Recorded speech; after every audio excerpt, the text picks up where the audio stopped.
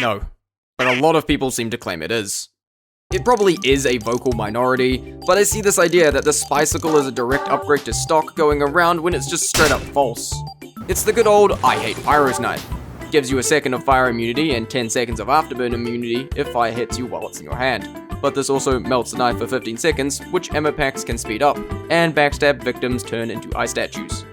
The claim seems to be that because its biggest downside and upside only matters when there is a pyro present, the ability to get away from pyros better when they show up makes the knife a direct upgrade. But this is ignoring key things.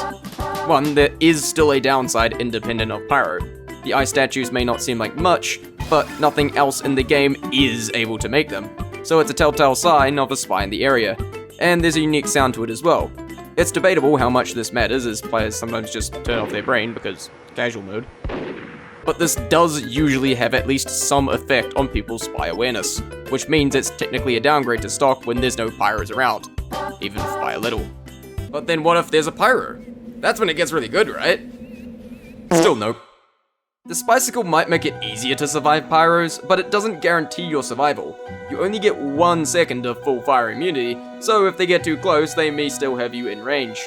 Not only that, but because the only way for you to fight back is the gun, you can't trick stab them, which in close range situations can often be the better option. The way to counter trick stabs is to not carelessly approach the spy, but with it melted, the pyro doesn't have to be careful approaching you. They know they can rush you down because they're guaranteed to not get trick stabbed. But even if you aren't intending to kill the pyro, and just want to survive easier, even then it still has other problems, because it's actually easier for a pyro to deny stabs with the Spy-Cicle than any other knife.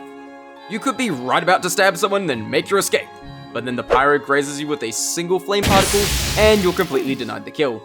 Not only that, because the melting makes a distinct noise, there's a chance your original target will now turn around and start attacking you, which the Spy-Cicle doesn't protect you against. If that scenario sounds somewhat familiar, that's because in my last video I showed a clip of that exact thing happening. If I didn't have the Spy-Cicle equipped, I likely would have got that kill, and it's not like the Spy-Cicle did much to help me there anyway. It's not like the Spy-Cicle is the only way to get rid of afterburn either. Cloak halves its duration and health packs instantly remove it.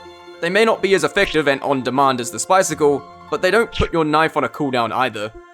And I'll see people defending it, saying stuff like, just pick up an ammo pack, shoot them instead, but you'll survive easier. But that's literally just saying, well actually, it's a direct upgrade if you ignore the downsides. And the Spy-Cicle isn't the only thing this weird logic is used on. Well, the Big Earner is a direct upgrade if you don't get hit. Yeah, but what happens when you get hit? You can be one-shot by more things if you screw up. That's why Spy normally has 125 health and not 100. Same with the kunai. It does mess with its own downside in a way that's admittedly annoying to fight, but that buff is on a timer, and health packs are ineffective on it. Plus, if you're struggling to get that first kill, it literally becomes the worst knife in the game. However, the Spy-Cicle does have strategies where it is significantly more useful, and that is any strategy or playstyle where you don't intend to go for backstabs. This means gun spy where you primarily shoot people instead, intel spy where you hide and wait and give intel to your team, or just full-on meme strats where you're doing something stupid. This is because all the other knife unlocks only have their upsides activate on kill, whereas the Spy-Cicle has one of its downsides activate on kill, with the only other one activating when its upside also comes into effect. If you don't intend on getting stabs, the Spy-Cicle is the best option, if you remember to use it, that is.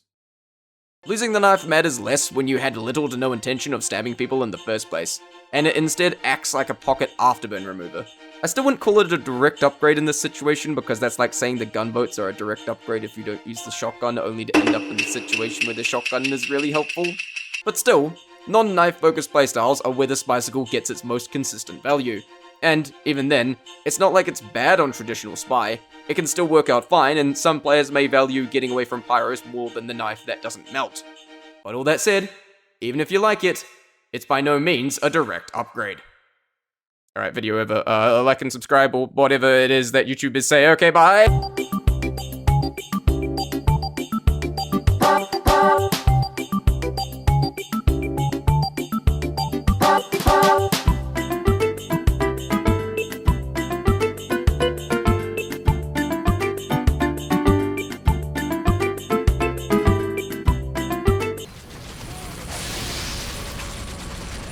I'm such an idiot. I just ran into the heavies.